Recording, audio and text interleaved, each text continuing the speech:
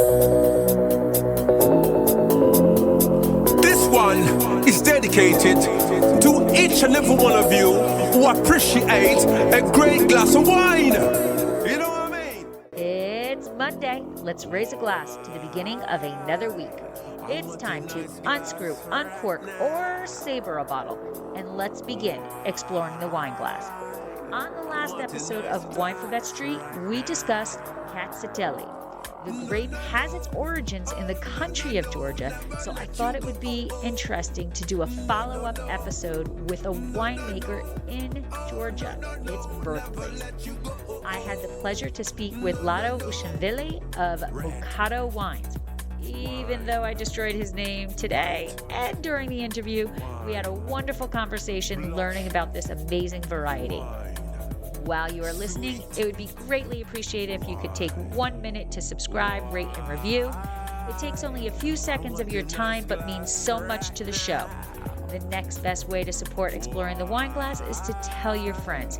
If you enjoy the podcast, your wine-loving friends will too. Finally, don't forget to head to the website, exploringthewineglass.com, to read the blog, sign up for the newsletter, keep up with all things happenings. Lancha.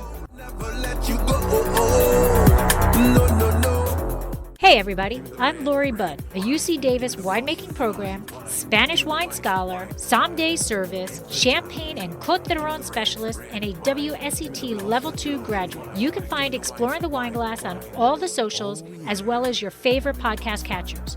If you haven't subscribed yet, now's the perfect time to swipe, subscribe, rate, and review. Stay in the know about all things wine by visiting my website, exploringthewineglass.com. I promise I'll never tell you what to drink, but I'll always share what's in my glass. You are so special, even in the Bible. Hello, everybody. Welcome to another episode of Allure of the Poor, sponsored by Dresita Wines. I am your host, Lori, and I am speaking with Lado Uzunashvili. I killed it, didn't I? It's okay. It's good. How do you correctly say it? Uzunashvili. Okay, all right. Thank you very much. And It's okay. he is the enologist for Mukado Wines in Georgia, and although currently in Australia, so he moves around quite a bit, and we'll talk about that. But on Winephabet Street, we had done an episode of Rkatsiteli, and we spoke to Megan Frank in the Finger Lakes, and I thought it just would be a cool follow-up to speak to somebody who deals with it in its native land of Georgia. So welcome very much. Welcome. Thank you. Thank you for inviting me. It's nice to talk to you. Yes. So first, let's talk about your background, like how you went to university in Moscow, I read, and Yes, but I did in those years when Soviet Union was still up and running, say so. Yes, and considered the best, well, scientifically best education centers were in Moscow. So I took the opportunity, and which was given to me by the production, which I enrolled right after the high school. And yes, I went there. I graduated from the uni, and I also did PhD in Moscow. But I don't hold the paper. That's the only thing. By the time I finished my PhD, Soviet Union collapsed. So right. I read that. I read it was like, I mean, yes, I didn't get the paper, actual paper, proving that I did it. oh, and that also like interfered with you just going forward, right? Because it was right at that time that you were graduating and looking to go someplace, right? You were looking to Yes, travel, and that's that right. I interfered with applied it. to few countries to give me a chance to experience, their achievements in wine industry. And Australia was the quickest to respond, and they took me on board. I'm still back and forth between Georgia and Australia, and I also worked in France after my first steps in Australia. Spent many vintages in France. Did a couple of vintages in Morocco for French companies. Had some Italian experience, short but quite impressive. Did partake in Ukrainian wine industry as well. And I'm not even mentioning Australia because it's my second home, if not the first now. And yes, and Georgia, of course, Georgia since my childhood. I come from winemaking family. As much as I know and we know, I'm the 11th generation. Wow. Yes, about written history, it's about 200 years, and verbal, what we know before, how my family migrated from one region to another region and established their vineyards and part to in winemaking of that new region where it's Mukuzani where they arrived. It's about 300 plus years. Wow. And that's something that always like stuns me, amazes me because, here in the United States, if you're in the second generation or the third, maybe if you made it to the third generation, you're old, you're an old winery. It doesn't, it doesn't surprise me because the United States is a young country, new country, I mean, newly kind of established Western culture on Right. that continent. While I don't think I'm a unique case in Georgia because every second boy, say so, in his young age, would be experiencing winemaking in his own family or somewhere. And I think this continuous line of generations of winemakers in Georgia is quite common. And so you knew right away. I mean, sometimes people grow up in the family field and they don't literally and they don't want to continue it, but you knew that's what you That's wanted to right do. too. That's right. I think we are in that sense. I think we are a little bit, yes, unique. Maybe my brother is a winemaker as well, and my son is number 12 now. He works with Pernod Ricard Australia here in Australia, so he's a winemaker as well. So I think this the line is, I mean, continuous, unbroken so far. Luckily for us. Right. Wow. And what was brought you, like what aspect of winemaking, that whole process? Because your family had the vineyards also, you really saw it from soil to bottle. What aspect of winemaking were you most intrigued with? Wow, too hard to answer because when you start, everything new is really intriguing. You open new doors into your unknown, and you get into there, and then you find out that there are more unknowns, and then you make steps there. And by the nature, I'm a lifetime student also. I always study something new, so I like it. it's so True. intriguing. So far, I've been intrigued by wine industry, so I don't stop being intrigued. That's fantastic. Yeah, Mother Nature always makes sure that every vintage there's something different Of that course, you especially with this changing climate, which is we don't understand whether it's man-made or it's a natural cycle of the nature. We don't know. We need to understand what's tomorrow bringing, and even though many regions have been understood quite well, now they are giving some surprises, which we need to revisit, reanalyze, retaste, re-evaluate, and everything say so. So it's kind of starting the history again. I mean, at least adjusting modernity to the new history, what's being established now in the wine industry. But that's normal with the changing climate. Wines are going to react to the changing climate because this is the culture which is very demanding to terroir, to mesoclimate, microclimate conditions, unlike many other agricultural species. Grapes are very sensitive to soil, to sun, to average temperature, to rain, the water regime. So there's no surprise once it's changing, vineyard quality and then wine quality will change, of course, and we are going to be always feeling that I think, or we have no other choice to react and understand what's going to happen. um in in Georgia, you have a lot of indigenous species, right? It's Yes, we had 2+ times more. yeah, About the writings say that about 1,400, 1,400 used to be. But you know, we are crossroads and we experienced plenty of cultural clashes during the history.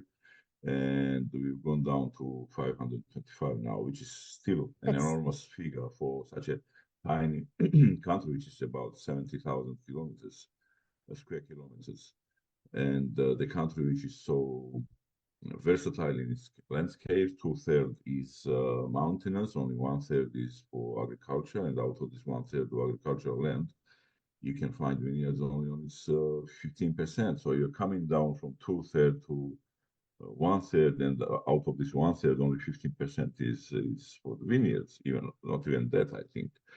And you suddenly see this diversity of varieties, and you're surprised why. And science has already made the answer, which I'm happy to repeat. The landscape is and terrain is so complex that people living in different areas, they were cross-selecting varieties to suit the local conditions and to have wine, because wine was something sacred in Georgia. And then any ritual of any region of Georgia is directly connected with wine. In pre-Christian Georgia, we see it's all wine, wine, wine, and especially with the Christianity, when Christianity comes to the country, uh, wine culture strengthens even further. So it's I think quite understandable. If it's foundation of your culture, then diversity already does not surprise it. Yeah. right. And I've read that in multiple places that it is part of your culture, your historical aspect, your historical culture, Obviously, thank you for that. everything. Yes. I mean, maybe I was naive or, not so, worldly in my wine, but it seems like for a place that is so historically the birthplace of wine, it seems to me like about 10 years ago, it started coming into the United States saying, "Hey, Georgia is here. Pay attention to Georgia." Like, do you know like what triggered that like all of a sudden we were like, "Hey, this is the Uh, place. Why didn't we hear about this before?" I think there are some natural causes to that, and I'm sure we both understand why that happened. You know, we lived behind the Iron Curtain for some time, and after the collapse of Soviet Union, of course, this tiny piece of land appeared on the map, Right? and suddenly science started researching it. Suddenly archaeologists came into the country. Suddenly linguists came into the country. Suddenly historians came into the country. Cultural studies were conducted, and all these together led us as a global society in this tiny country, led us to the discoveries like, the oldest wine. Before it was thought that it was Zagros Mountains in Iran, but it appears that Georgia is 1,000 years older than say, Iranian excavations. It also led us to genetic analysis of our varieties. It looks like we have two families, Western Georgia family of Vitis vinifera and Eastern Georgian family of Vitis vinifera. And science says that they could not be brought from outside. In those times, especially 8,000 years ago, they are were born in this area. But the diversity between these two families, cousins or siblings, if you like, uh, is caused by the fact that Western Georgia is more marine climate, marine dictates climate, while Eastern Georgia is a more strictly expressed continental climate. So the phenotypes within the same varieties also are enormous amount. I mean, if you speak about Rkatsiteli can be, different phenotypes. Also, so not only the family of its vinifera is two there, and not only say we have 525 varieties, but also we have plenty of phenotypes within single variety. And this is I think quite something for us because this direct proportionality of the complexity to the landscape, to the ecosystem of Georgia is obvious, and it is also, as we see today, it's quite a big tool in the hands of modern winemakers, modern researchers, how to tackle the problems with again climate change, because these varieties have been growing for 8,000 years. They experienced many different climate changes, macro or micro, throughout these centuries. They also are different between, say, one gorge to another gorge, within the country. So adaptability of these varieties is already in their genotype, say so.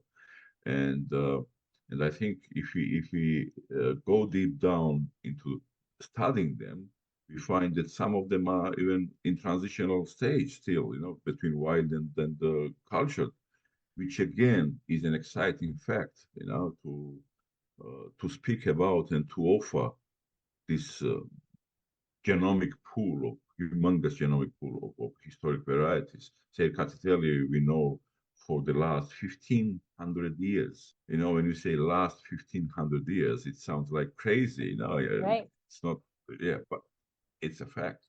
And Saperavi still, it carries, as much as I know, genomic pools which may have not been changed, for the last 3,500 years. And this variety is in transitional stage still between wild and cultured. And wherever it goes, it adapts itself perfectly. And the fact is that Saperavi was born, although we are going to speak about Rkatsiteli today, but it's a good example that also Saperavi was born in the southwest of Georgia, at the sea coast of Black Sea, and it traveled to Kakheti, which is continental climate, dry, hot in summer, and cold, quite snowy. At least it used to be snowy before in the east, and it learned how to handle all these microclimatic conditions on the way from the west southwest to the east. So this is, I think, something what the world has to pay attention to in order to understand how these varieties can survive, are able to survive these climatic challenges. And maybe we find something to save the same, famous Bordeaux or Burgundies Right. or Alsace regions, or I don't know, I mean, Sonoma or Napa or Temecula, anybody, I mean, around the world. Right. So, yes, we do invite you, our colleagues from such scientifically developed countries, and we have some open projects, and we can participate together and make an use of it. Right. Absolutely. And so you were talking about like the little microclimates as the Saperavi traveled, but the same thing kind of with Rkatsiteli. What Rkatsiteli, absolutely, yes. Yeah. what do you think, obviously it can adapt to a lot of different microclimates since it's so planted, so so much of it is planted. But if you could say, in your opinion, what it really looks for, what type of soil type is it the happiest in? It, first of all, it likes like plains. So sunshine has to be like distributed quite equally, and that is what it likes the most. Okay. And the worst for it is wet, humid climate. Oh, okay. That is maybe why say Long Island Rkatsiteli or Ohio Rkatsiteli or even Finger Lakes Rkatsiteli is so different to Georgian analogs.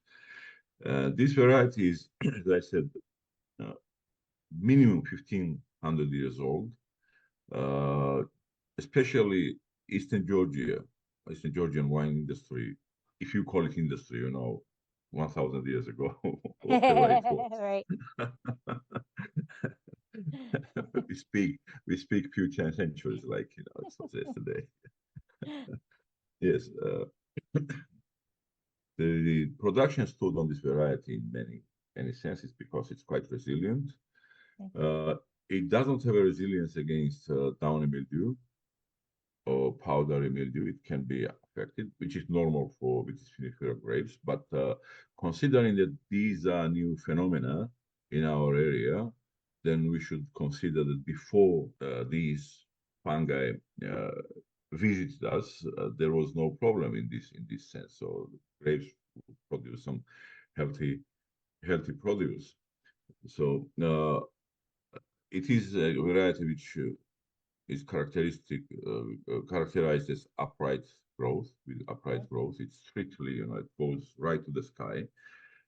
Canopy control of it is absolutely beautiful. You can control the canopy with no problem. You see where it needs leaf removal or lateral shoot removal, sun exposure, or whatever. But the best is for it to start with cane pruning, not even guyot, but double guyot, like both sides cane pruning. And this way you have proper distribution of canes, and you have proper exposition to the sunshine. But before this trellis system, obviously we had some other different systems. We used to grow our grapes on posts, like 360 degrees bushes or Oh, so. okay. Yes, in that case also you could handle Rkatsiteli beautifully because you can just like collect bunches on top, and the rest of the bush would be exposed to the sun more or less evenly, of course. But today, if we jump from the past into the future nowadays, today we see that Rkatsiteli is affected by sun radiation a lot. So therefore, those regions which have been experiencing, for example, cool, wet climate, and they are turning into drier, warmer climate, Okay. maybe Rkatsiteli is the case, or at least those who have Rkatsiteli vineyards are going to experience some qualitative changes there. In our case, what we do, we grow Rkatsiteli today on trellises, of course, and we prune it like with cane pruning traditional method. Okay. And what we do, we always stand from the sunrise side, from the east side, and only from this side we do leaf removal or lateral shoot control and removal. Oh, okay. So that when the sun goes on the western side, especially when it's 4 o'clock, the most Intense. intense sun, that you don't touch those leaves on this side. Okay. But aeration and softer sun rays, sunshine is on this side, while the hot sun and radiative sun is on the other side, on the western side. So this way we kind of try to protect our grapes and mature them evenly. What comes out of it, we see every year. I think it helps. It helps. Also, what helps this traditional method of not only planting vines close to each other in a row, but bringing the rows close to each other. Because traditional Georgian planting was like 1 to 1. Oh, okay. As long as you could pass the horse between to Okay. plow the soil between the rows, that was the norm. But have a look what's happening in this case. You have closely planted rows, and when sun goes on the other side, this row protects the other row. Right. So at least after that hot period of the day, this heat doesn't continue too long, hourly. So it can the shade can cut the sunshine, Okay. which is also, traditional kind of approach, and it's a well-known phenomenon today too. And people are paying attention to this, and I think some enthusiasts which do not have big production, and they want to be traditional, and they want to be like unique and do it out of their passion. It's genetic passion in them. They do it. They do it. They want to revive some historic methods of handling it. Plus, this variety is something really unique in terms of delivering wine styles. Uh, we know that we made absolutely beautiful sparkling wines out of it. Table wines, modern style table wines, pre-run fermentation. I mean, so-called European way of white vinification. Then our Georgian full skin contact with 6 months skin maceration in quarry underground. That's full skin contact, and even sometimes even stalks are used. We also produce quite a lot of dessert wines from Castelli. It oxidizes much better than Verdelho, for example. Gives you really almost chocolatey color. Wow. And yes, yes. So it depends really where it's produced and what is the method of handling. The versatility of this variety is really amazing, striking, really striking. Sugar accumulation between 20-25, no problem. Bricks, Okay. absolutely achievable in So most of you're picking climatic. it closer to the 20 then for your sparkling? That's yes, below 20 for our sparklings, and then it goes. The higher you go, the more, I mean, heavy wines you produce. Co-fermentation, it's always better to have high gravity fermentations like 24, 25, 23 bricks, and that is also safe for the future maceration, because the higher the alcohol, the safer you are with your pathogens in your in your quarry underground. Yes. You can sleep Mm. peaceful in the night Yes, before you yes. Yeah, you don't get want to be all tossing the and yes, turning. yes, Before. yes, of Um, course. Yes. so But there there's are many methods to check quality, during maceration. Of course, we don't leave it like, we seal it for 6 months and we don't pay attention. Every 2 weeks, we have methods of qualitative and okay. also quantitative tests, because one day you can wake up and your quarry is gone, especially especially if there is some seismic activity. So you have to check it. You don't want to mention it. No, no, So no, we that's didn't say it. actually a question about the corvée. The they're buried underground, right? Yes. And then the shape is supposed to help in the lees and the because that's where you're making the Stratification and amber the wines, movement right? and the movement. No, I think the shape. I don't know. I'm not a supporter of this, surreal something. I don't know. Some people say that it's a form of mother's womb, and then like Oh, egg. Yes, egg, and because the life starts in this form and all these things. I don't know. I don't know. But what I see practically, that's me. That's me. I'm right. not touching anybody else's opinion, of course. Everything is welcome, That's the for first time this I've heard that. So yeah, for okay. discussion. But the thing is that when you start building quarry, we know that those ceramic vessels which are used above the ground on the surface, all right, they have this flat bottom.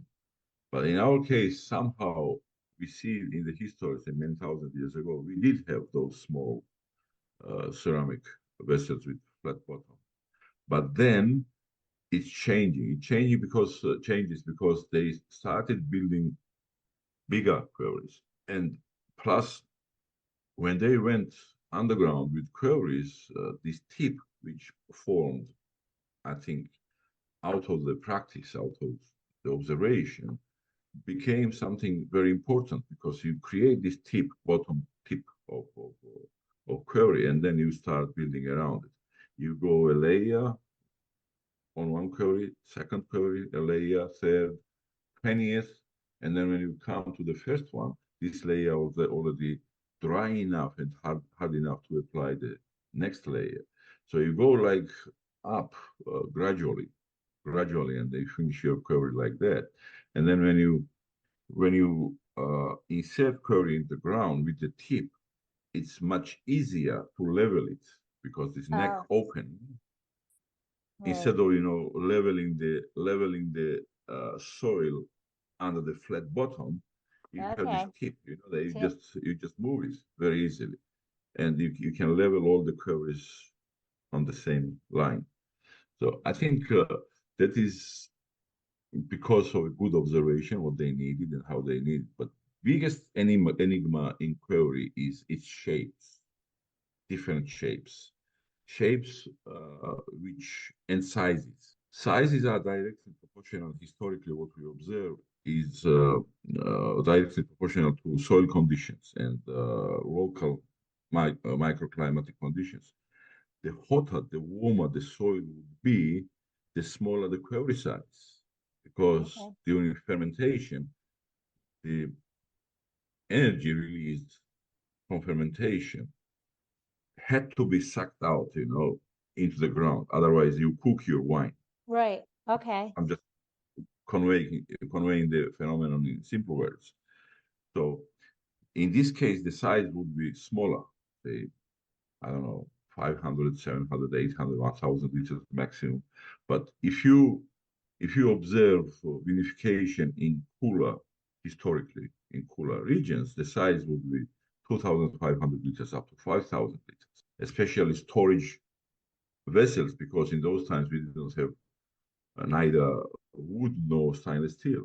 You had to transfer one big quarry to smaller ones when you took some wine for consumption. So it was like logistical phenomenon also to have different sizes of quarries. So it all depended on your choice, on your region, on the variety.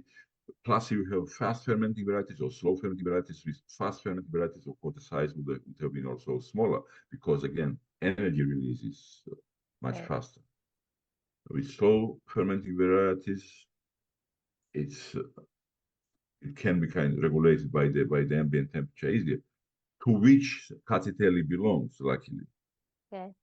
Katsiteli is not like viciously fast fermenting variety. I would put it somewhere after the slow fermenting varieties, somewhere medium to fast ferment, between somewhere medium to fast Okay. fermenters. Yeah. Okay. And historically, it also does show the best quality if it's blended with or co-fermented with other variety, Tswane. That What is does that is that add? also So can you compare, like, if I just drank a straight 100% varietal Cazzotelli versus the blending, what would be the expected I difference? think What does that it blend do? makes it more tropical, rounder, softer, Okay. supple tannins coming. It matures, I think, at an earlier stage, and it's more drinkable. Well, aromatic expression number one is really, because sometimes Cazzotelli acidity is also really high, and Chane can be of low acidity. This balance also creates something really important for fermentation. Fermentation is always healthier when they are mixed. Okay. And in the discussions, we blame populations, which blame in a good sense of this word.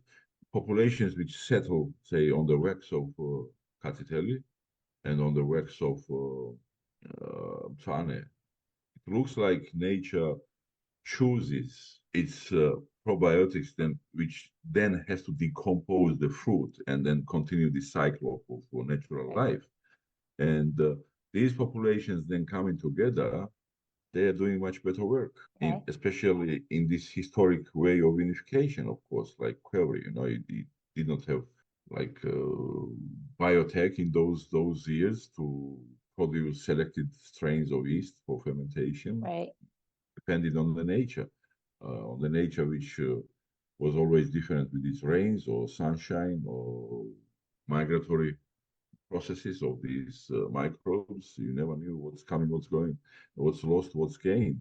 So people discovered that mixing Katsiteli with Mtswane would give not only beautiful wine taste expression, but also healthy fermentation, which was very important to finish Yes. dryness for the wine to keep longer, with the summer coming Mm, next year, right. and Yeah, you don't especially want any stuck fermentations no, and especially you're maceration right. for 6 months. You have this sugar, beautiful substrate, to to feed those bad guys and damage your wine. Right. And now, a word from our sponsor. Did you know that Georgian Wines has a wine club? We named it the Chalk Club. Draco is on our label, but Vegas was getting a bit jealous, so we decided he deserved to be our wine club spokesdog. In Las Vegas, betting chalk means that you are betting on all of the favorites, and we're gambling that once you taste our wines, we will become one of your favorite wineries. The club is simple yet a bit different than most. We don't ask for a lot of commitment like others do. Choose between 3 tiers, the Sweet 16, where you will receive 3 bottles twice a year and get 15% off all orders. Sign up for the Elite 8 and get 20% off all orders and receive 4 bottles twice a year, or make it to the final 4 and receive 6 bottles twice a year, as well as receiving 25% off purchases. All tiers receive discounted shipping, are customizable, and are eligible for unlimited referral bonuses. Add $15 to the bank for each person you refer. Head to www.dracinowines.com to use the link in the show notes to find out all the Chalk Club has to offer and to sign up. We've stocked the odds so that you can get our award-winning wines without breaking the bank. Do we know, or do you know whose its parents are? That, Katsiteli has been around for so long. Has there been DNA analysis to know its lineage, or does it have children that we know of who are its parents, and does it have children? The only offspring I can say, judging by the book which I'm reading, is my friend and very famous researcher scientist in viticulture, David Magrade. He says that Rose Katsiteli is kind of offspring of White Katsiteli, Okay. which is quite important. I think Rose Katsiteli has been used in Georgia in curry fermentation also, just to generate this attractive, delicious color, which makes you want the wine. Okay, nice. And that's thought to be an offspring, not a mutation. Because I was reading something about there's a I'm not, mutation, kind of like Brie is yeah. missing a skin layer or something. I think the best clones, I'll check it right away. The page is in front of me. The best long clones are 58, which is highly productive because internodes are short compared to others. And the other clone is 350 something, 358 or something it is. And these are the major variations of Castelli. Actually, today I was at Adelaide Uni propagating Castelli here in Australia.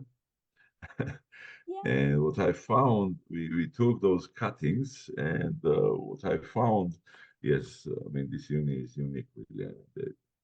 Well done. What they do is just incredible.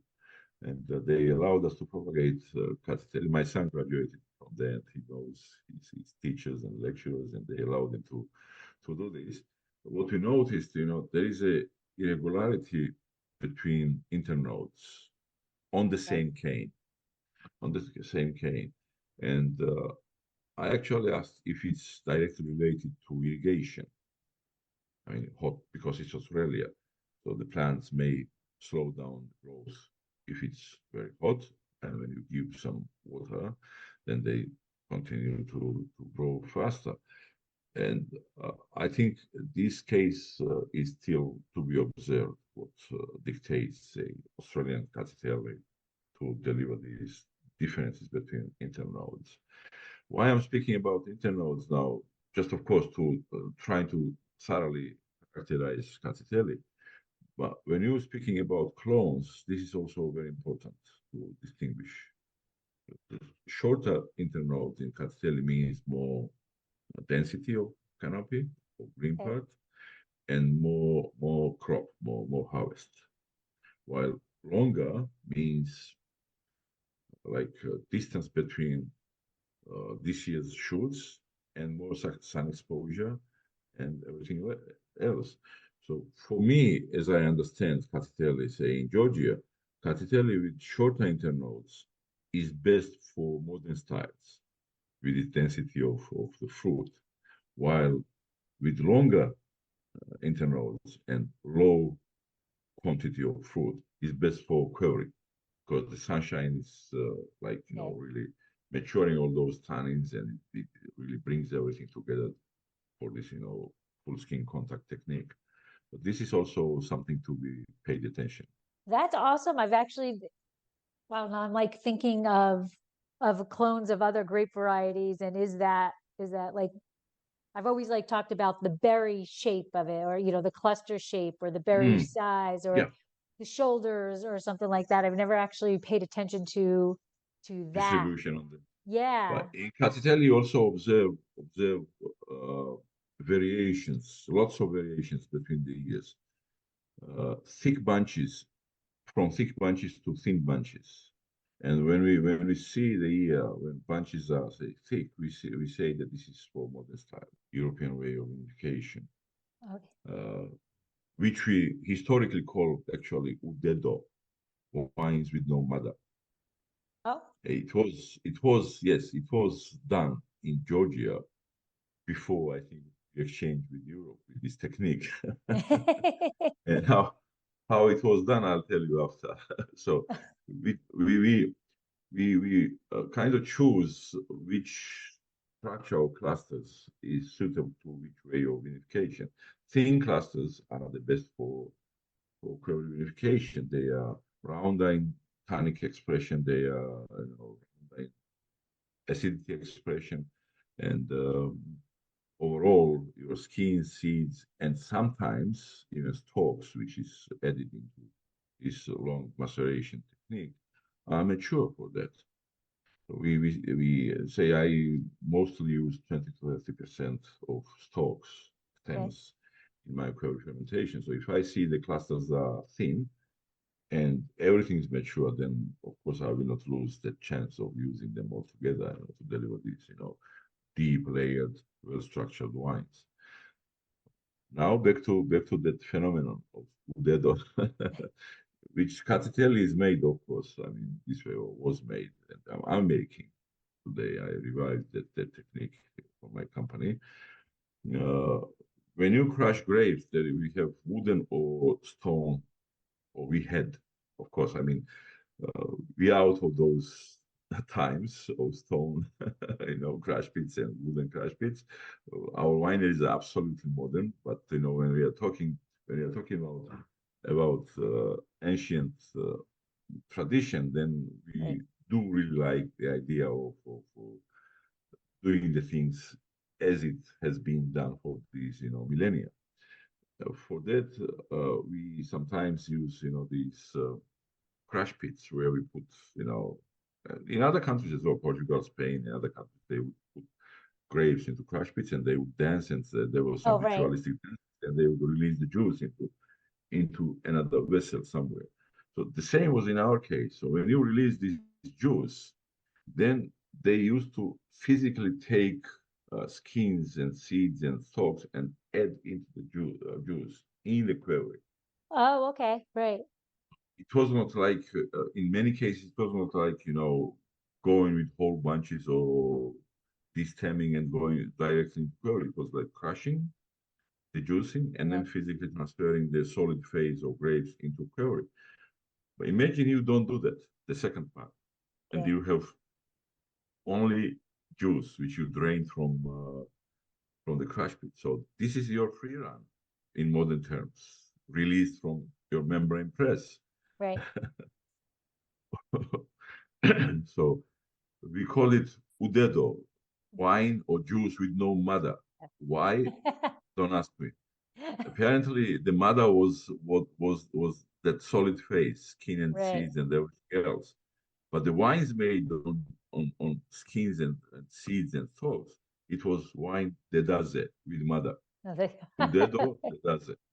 So today somehow people are avoiding these terminologies and saying that European way and Georgian traditional way, while they are killing a big part of the history by not saying that, Yes. which really hurts my heart. Uh, well, I love learning like the historical aspect of it, and there need it needs to be kept. The tradition, you know, needs to Yes, and keep it terminology. I going. mean, nothing's wrong with all terminology because empirical knowledge which we inherited in all these classical countries, winemaking, all right, they have their own verbal expression of processes or names of different stages of products and everything else, or tasting notes and everything else. So I don't think we should avoid that. It makes our wine world even more beautiful. I mean, Yeah, more inviting to go and understand how people perceive their process, their climate, their varieties, their styles, and this makes it even more beautiful. I think absolutely. rather kind of uniforming, you know, characteristic. I mean, the verbal or terminological parts of how we speak about wine. It's best to somehow. Yes, I understand there are many languages, many cultures. Sometimes one head is not enough to place everything in, but at least it's beautiful. You said that it can be made in a variety of styles, right? We have it as as a kind of a dessert wine, a sparkling, a still wine, white still, amber still. Is there some sort of characteristic that of Katsistili that follows through any of can be those? can be like traced through all these different Yes, styles.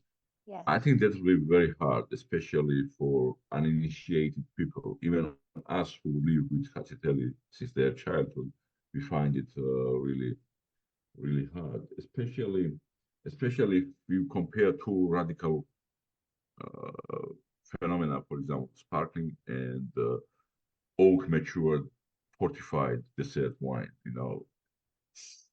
I Those are don't very think opposite sides of the I spectrum. think it's beyond human abilities to Okay.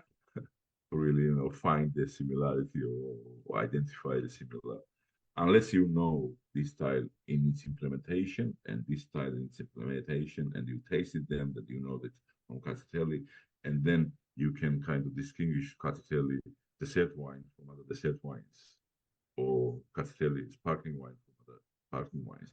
That's more feasible rather than to clash these two different worlds in one Yeah. mind. I don't think Right. so. Do you have a favorite? And I just like when people ask me this question because you're like, well, I like them all depending on the mood, what I'm having or whatever. But do you like the expression maybe of Cazzacatelli in one of the versions more than the other? Definitely so. Yeah. I think my number one Castelli version would be Query, Okay. full skin contact. I think number two would be Udedo, European way of unification. And number three would be, I think, dessert wines. And I put sparkling only on the fourth place.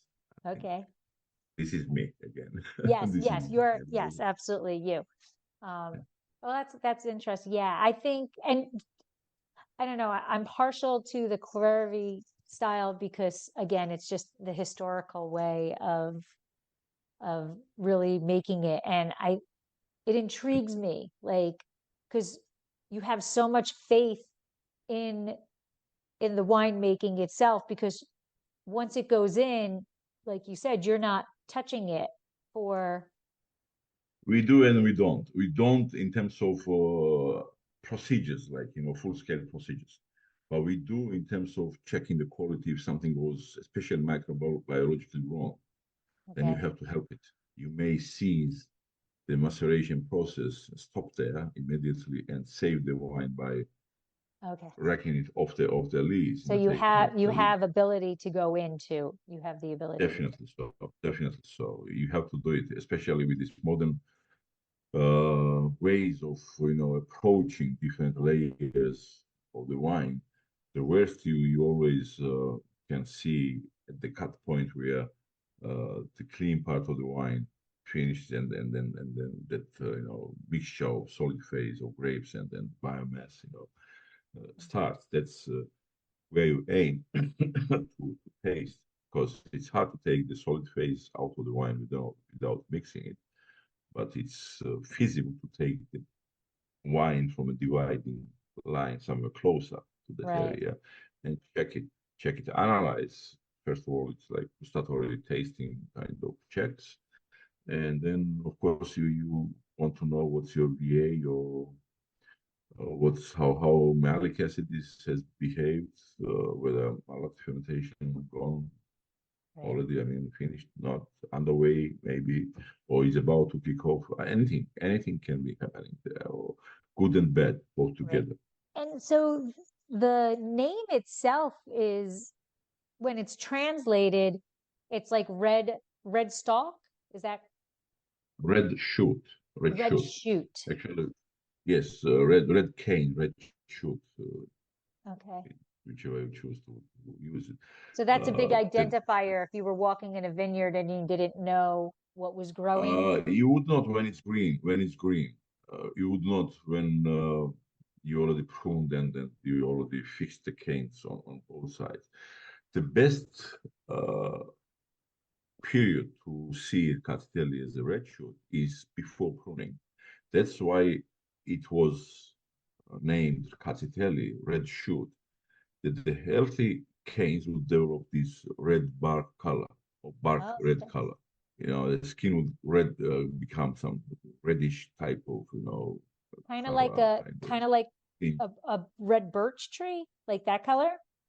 Not really that color, but somewhere between I mean mature red wine color, and then brown, and then Oh, okay. like something really, I mean, falling into red spectrum, but not really red. Right. Okay. But trained eye can see this difference between the canes, especially. And if you, because we prune our vines and trying to leave first or second cane from the previous pruning, from the previous cane, then we pay attention to 4 to 5 canes in the row at the center of the plant, and whichever is more red, whichever is healthier, that's the Okay. that's the for the next year's Oh, okay. vegetation. Yeah, Right. so this kind of sign. So people observing this variety out of these apparently 1,500 years, they named Castelli. It hasn't changed the name, actually. Hasn't changed the name. It's been with this name for a long time. So this red color is an indication that I'm the healthy one, and leave me for the next year crop. Okay. And in terms of, I think you spoke about it a little bit, in terms of in the vineyard itself, when does it typically start? Is it an early bud and early ripener? Where does it fall into Mid the spectrum? April, but best is mid April, and well, again, I mean, you caught me on this. We observe some changes, movement between bud best and then flowering. Normally, it has to be first 10 days of June, also, but today you never know. You never know. Sometimes it can shift, by Really? 5 to 10 days very easily. Very easily. Say, if first canes for first, as we call it, green operations, first leaf removal, for example, used to be done somewhere like into May. By the end of May, today we do it almost. I mean, in the beginning of May, or even Oh, okay. Shifting. You're no, seeing that not shift. before we do the first spray. Sorry, but first leaf removal we do at least 2 3 weeks earlier than before. Okay. So definitely seeing a shift. And There is a shift. There is a shift, undoubtedly. have you seen a difference in the fruit itself as this has occurred, or has it pretty much adapted to it and you're still seeing consistency of what Rkatsiteli was, or are you seeing a shift in the grape, the flavor profile? If you see the suitable regions which we are falling and we under Rkatsiteli category, like best for Rkatsiteli, if these regions are shifting to warmer side, then some cooler regions are shifting to so-called normality. So taking soil conditions aside, like if we put soil conditions aside, then we see that these cooler regions are coming closer in stylistic expression to normal before regions, and these normal regions are now becoming so hot in some cases that to produce these fresh, crispy, modern styles is almost, a challenge already. So this is what I can say. Definitely, there is a shift. Definitely, there is a change which we are fighting against. And if Georgia was not changing, then there would be something really odd on this planet. So why would not we change? Everything's changing. We don't change. It's impossible. We change, of course. And Georgia itself, what you were talking about, how you've got mountains and things, but what are the major climatic indicators or influences that affect your vineyards? If you know a map of Georgia, we are sitting right in foot of Grand Caucasus mountain range, which divides us from Russia and protects us also from Russian northern cold.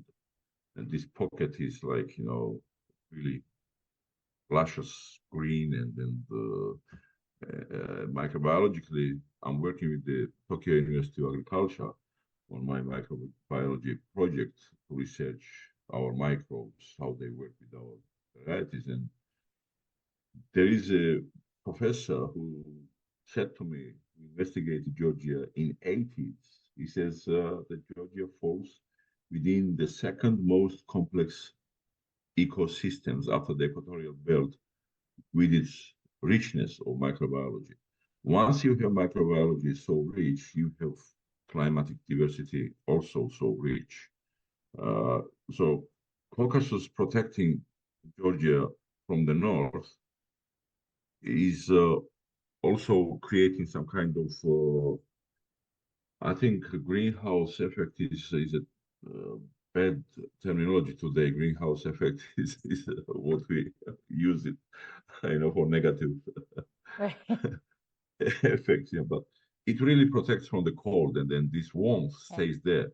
From the west, we have Black Sea, which dictates Western Georgia's climate condition in combination with Caucasus, because anything what evaporates from the Black Sea comes down very fast because of mountains. It gets cold there and precipitates in quite a heavy expression.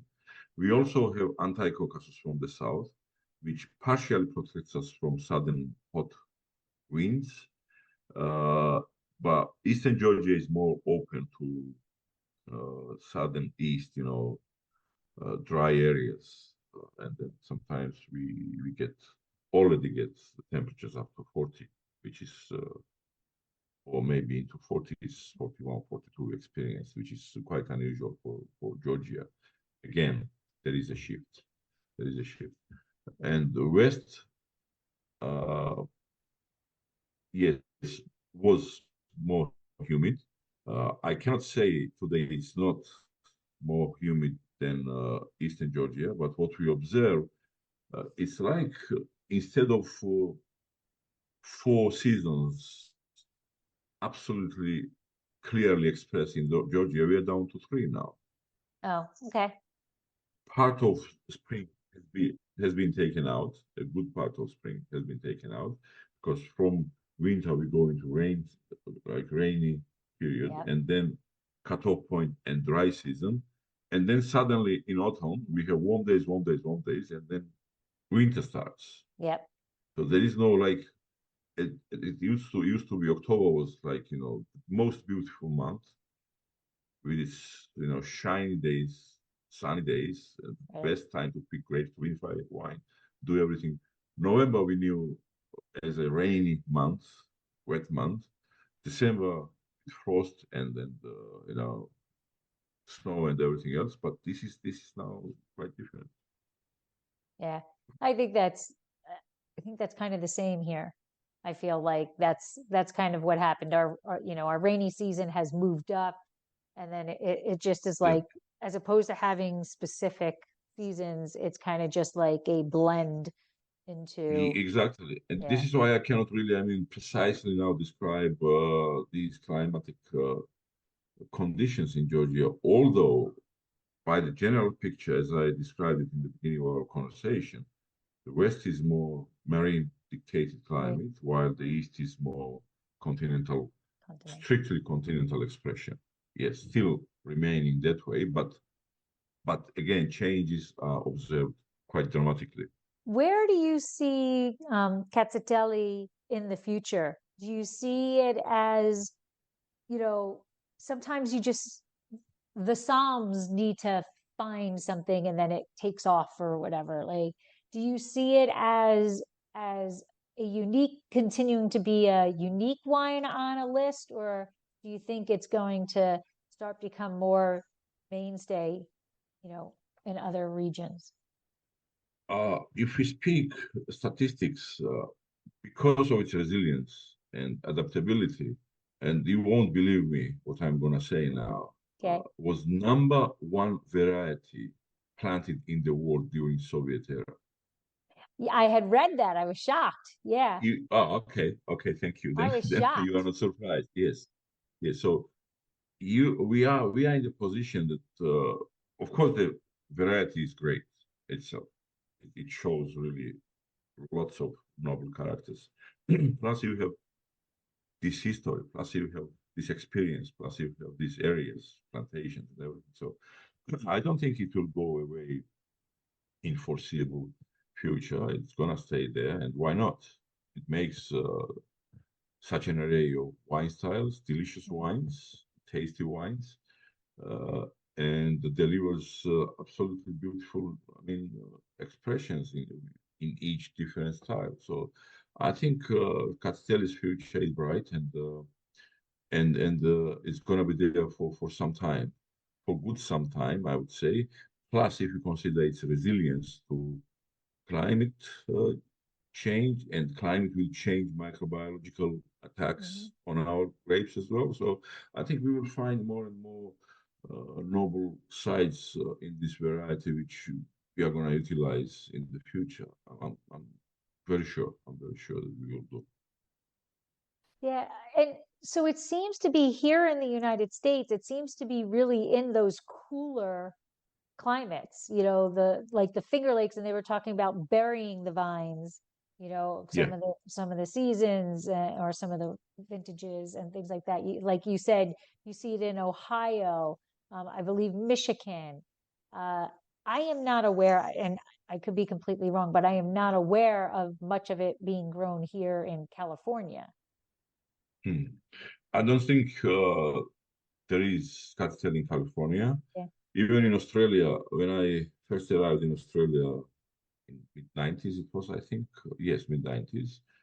I got to know that there was two vineyards of Cassitelli, but in those times, nobody respected this, February fermented wines. There was no knowledge or understanding Right. or demand on full skin contact or something like that. It was like out of question. So Cassitelli here delivered quite tannic juice, and with these light, fruity, expressive wines like Australians made in those days, Castelli was not falling into you know those categories of Okay. leading varieties.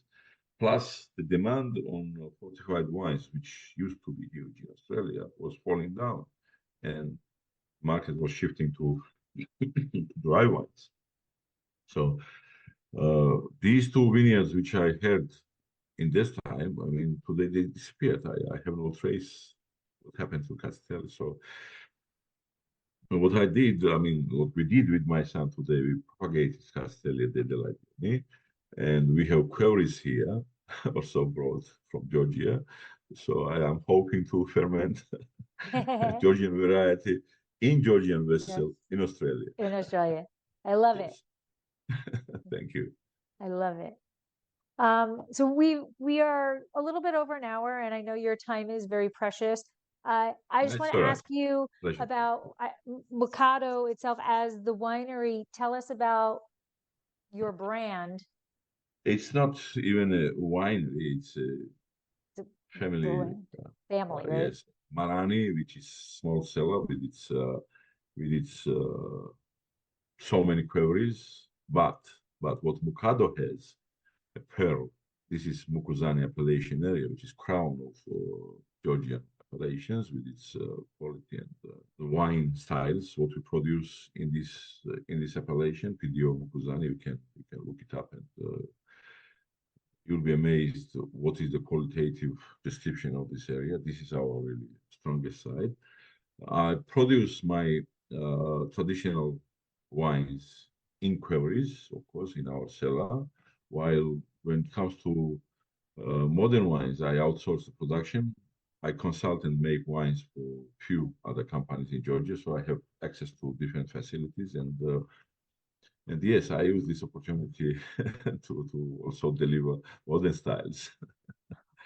And it's a good thing to do also. You know, my way is to pick, say, our vineyards in one day, for example, or the same vineyard, the same variety, the same year, the same winemaker, and you split your grapes into two different batches.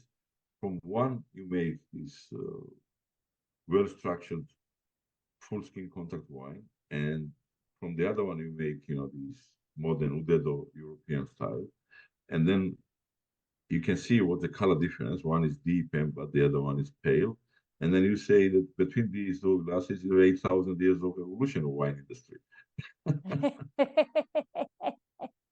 So try and compare how the first winner was born and what is the modern implementation, or this modern expression of the same variety. Then people are really getting the message and they immediately become interested in tasting both in parallel to Yeah, compare what was before and what's now. yeah, that It's a tool to talk also. It's a tool to explain. It's a tool to right. convey. And then if That experience puts it right in the forefront. Just they're seeing it, absolutely, tasting it. today we have numbers and numbers of people who are, I mean, consumers who are very deep in wine and they want to know details, even on Right. biochemical, chemical, microbiological, technical level. And when you go into technical explanation of these two and differences, of course, I mean, one tasting seminar or one evening to sit and discuss, you know, the difference is not enough. And they always come back and then we continue speaking about it. Absolutely. Well, thank you so much. Did I forget anything that you think is really, something to take home for my listeners and viewers about Katsateli? Something that they should keep an eye out. If they're in a restaurant and they see it on the list, is there something that they should know? I think as a modern style Castelli, I personally I prefer to enjoy it when it's fresh, up to 3 years, maybe 2, 3 years. In first year, it's beautiful for me to taste. While Catsiteli made in Query with full skin contact, it can be enjoyed, you know, after 7 or 8 years also, with no doubt. It is a variety which lasts long in a bottle. And don't be afraid of tasting Catsiteli. Rather be happy if you find something really enjoyable and try to enjoy different styles of Castelli also. I mean, we listed different Castelli styles. You can understand this variety much better. And plus, you enjoy the history of 1,500 years. This is rare. Right. This is rare. I love it. Awesome. Well, Lado, thank you so much. I appreciate you coming in and Thank you, sharing Lori. your knowledge. It was very interesting to see, where the birthplace and see what it is, how it's grown there and the styles. And yeah, I am excited. I want to try. I've had a few, and now that I've learned a bit more about it, I want to dive back into them and experience them from a different aspect, because now I'm kind of understanding more about the grape itself. Of course, there is a lot more to speak about from Georgian history and the other varieties. And I think this is best to do in Georgia. So when you decide on Okay. visiting us, just let me know. I will. Awesome. Thank you so much. Have a Great. great rest of your day or Thank you. evening. Thank you. Evening. Thanks for inviting me. Okay. Thank you so Good. much. Turn right into wine. So you and I. This has been another episode of Exploring the Wine Glass. Thanks for listening. If you have suggestions on what topics you would like me to discuss, please reach out on social media. You can find me on Twitter, Instagram, and Facebook as Exploring the Wine Glass. I am also on LinkedIn as Lori Hoyt-Budd. Of course, you can always email me at exploringthewineglass@gmail.com and sign up for my newsletter at exploringthewineglass.com. If you enjoyed what you heard, please rate, review, and subscribe to help others find me more easily. And most importantly, tell your wine-loving friends, because if you like the podcast, they will too. Podcast music is Wine by Kevins. Until next week, slancha. I'm on TV for my 10,000 tell you. There is always time for a good glass of wine.